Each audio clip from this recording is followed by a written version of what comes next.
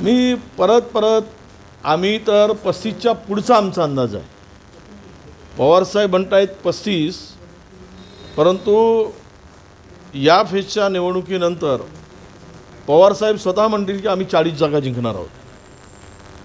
जेवढे फेजेस पुढे चालले तसा भारतीय जनता पक्षाचा ग्राफ हा डाऊन होत चालला आहे, खाली पडत चालला आहे.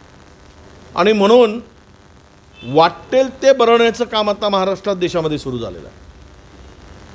पवारसाहेबांनी जो वर्तवलं हे ते 100% खरं आहे किंवा त्यापेक्षा अधिकच्या जागा पुढे मिळू शकतील.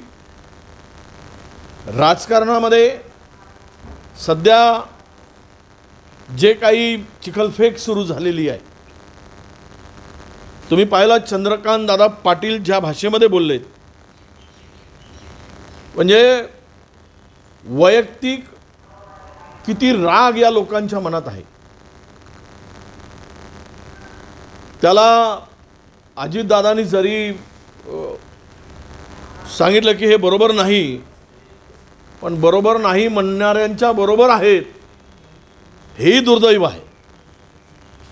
आणि या सगळ्या परिस्थितीमध्ये जिल्हा परिषदेसारखं या देशाचे पंतप्रधान फिरत आहे. म्हणजे किती भीती भारतीय जनता पक्षाच्या आणि मोदी सरकारच्या मनामध्ये आहे. असा कुठलाही मतदारसंघ